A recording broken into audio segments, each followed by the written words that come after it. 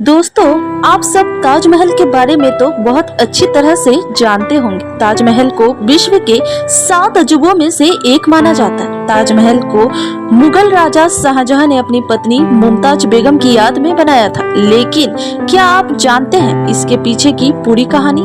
तो चलिए जानते हैं। यह कहानी है अकबर के पोते और जहांगीर के बेटे खुर्रम के बारे में, जिसे जनता के द्वारा शाहजहां उपनाम दिया गया, जिनका जन्म 1592 में हुआ। एक बार की बात है जब शाहजहां मीना बाजार में गए हुए थे। वे उस बाजार में टहल ही रहे थे कि तभी उनकी नजर अजुमम बेगम पर पड़ी, जो कि एक बहुत ही खूबसूरत राजकुमारी थी। शाहजहां को उन्हें देखते ही पहली नजर का प्यार हो गया था। उस समय अंजुमम बेगम केवल 14 साल की ही थी और एक मुस्लिम फारसी राजकुमारी थी।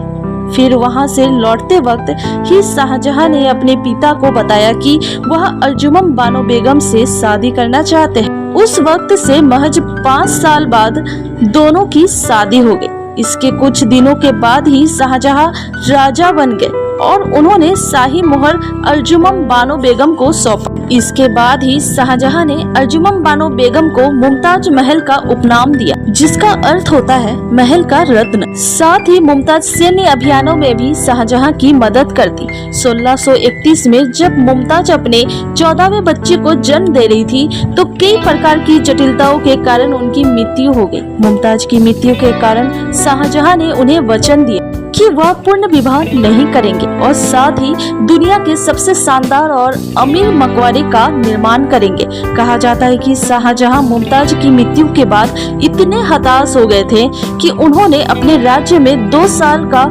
शौक लागू कर दिया और मुमताज की मृत्यु के कुछ दिनों बाद ही अपनी बीवी की याद में उन्होंने ताजमहल का निर्माण करवाया। ताजमहल को बनाने में 22 साल लग गए और करीब 22,000 मजदूरों ने इसे बनाने में मदद किया। यहीं पर मुमताज बेगम के कब्र दफन किए गए हैं। 1667 में जब शाहजहां की मृत्यु हो गई तो उनका आदेश था कि उन्हें मुमताज बेगम की कब्र के बगल में दफनाया जाए। उनके कब्र को मुमताज बेगम के बगल में एक मकबरे में रखा गया था। ताजमहल शाहजहां और मुमताज के सच्चे प्रेम की निशानी।